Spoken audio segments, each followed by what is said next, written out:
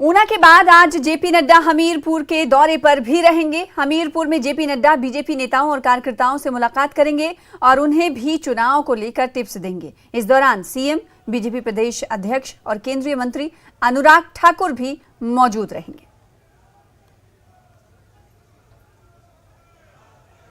गांधी जयंती और एनपीएस संघ के स्थापना दिवस पर कर्मचारी संघ ने ओपीएस के लिए एनपीएस हिमाचल छोड़ो अभियान की शुरुआत की। शिमला से की गई है।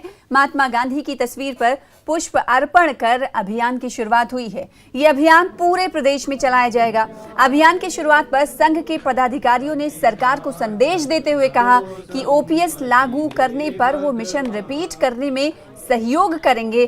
अगर ओपीएस बहाल नहीं होता है तो मिशन रिपीट को सफल नहीं होने देंगे, यानी मिशन रिपीट को डिलीट कर देंगे। वोट फॉर ओपीएस, ये हमारा चल पड़ा है 1 सितंबर से अभियान। आज गांधी जी की जयंती पर एनपीएस मुक्त हिमाचल, एनपीएस भारत का निर्माण करना है।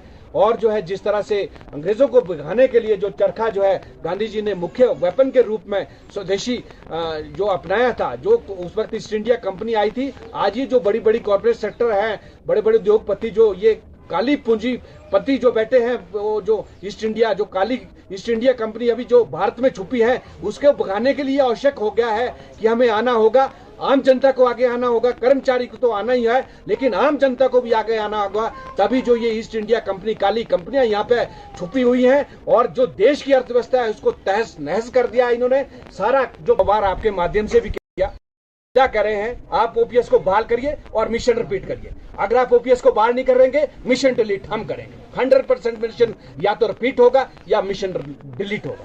ये हम एक बार नहीं 100 बार कह रहे हैं, परंतु फिर भी हमें विश्वास है अब ये 4 संहिता के लिए काफी समय है।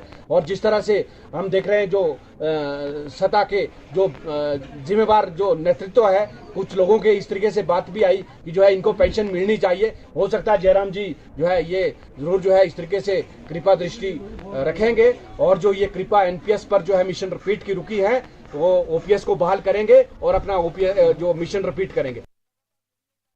उसने ये करके दिखाया 3 राज्यों में। तो अब कर्मचारी जो है वो हमारा समझदार है, वो उसे पता है कि पुरानी पेंशन अगर बहाल करेगा या सरकार की मंशा है करने की या नहीं है, तो वो सब कुछ समझता है। हमने सिर्फ एक नारा दिया कि वोट फॉर ओपीएस। आपको जो लगता है कि ओपीएस कौन बहाल कर सकता है, आप उसको वोट कीजिए। हम ना एक दल की बात कर रहे हैं ना दूसरे दल की बात करते हैं। जो पेंशन बहाल कर सकता है उसको किया। और यही हम जनमानस से भी कह रहे हैं कि आपने आज तक जो है वो राजनीतिक दलों को वोट किया है, पर इस बार हमारी पेंशन के लिए आप लोग वोट करें।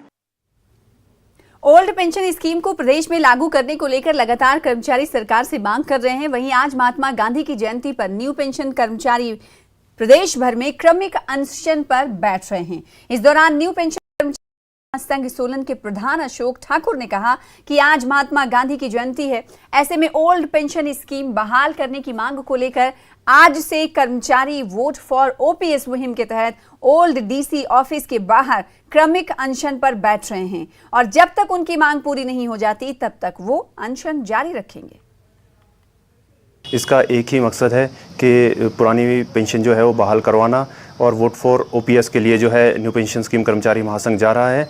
और आज जिला सोलन में, क्योंकि हमारे आज संगठन का जो है स्थापना दिवस भी है और गांधी जयंती भी आज है, तो आज हम जो है अनशन पे जो है वो क्रमिक अनशन पे जो है आज से बैठ रहा है और ये तब तक बैठे रहेंगे जब तक इनकी पुरानी पेंशन बहाल नहीं हो जाती। देखिए, अभी प्रदेश में बीजेपी की सरकार है और हमारे को अभी भी उम्मीद है, हम पूरी तरह से आशावादी है कि जो जयराम सरकार है ये कर्मचारी हितैषी है और ज़रूर जो है पुरानी पेंशन बहाल होगी।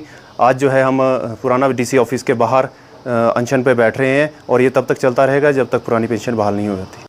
देहरा विधानसभा क्षेत्र में सीएम